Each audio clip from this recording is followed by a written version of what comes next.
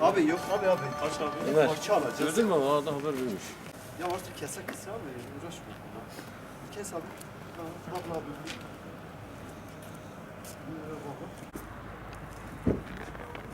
Abi bizim tekneyle abi. Yine de sağ taraftan.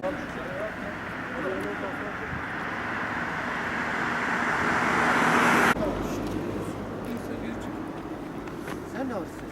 Oo. İleridekilerin de var.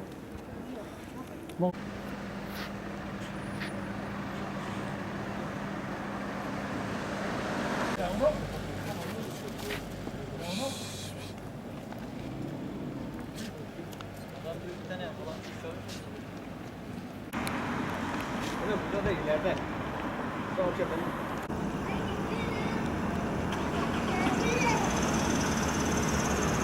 Bismillahirrahmanirrahim.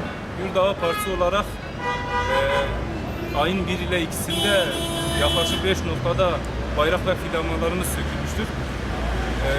Daha diğer partilerin de dikkat ediyoruz, sadece yalnızca BDP'nin bayrakları sökülmemiştir. Bu bizim dikkatimizi çekti.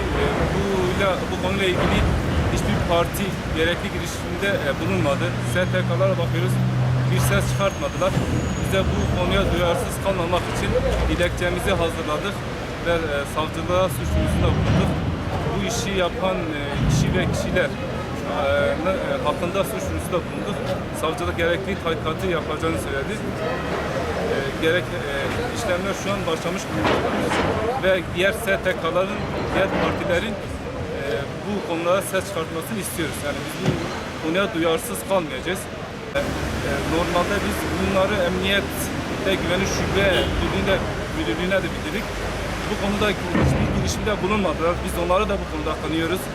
Yani normalde başka partilerin hatta bayrakları bile yakılıyor. Bizim partimiz, Yurdağı Partisi'nin bayrakları komple sökülüp yerinde kalmamış. Emniyete söylediğimiz zaman bu işleri biz gerekli işlemleri yapamıyoruz. Mobilese bile bakamıyoruz. Biz de bu işe duyarsız kalmamak için savcılığa suç duyurusunda bulunduk.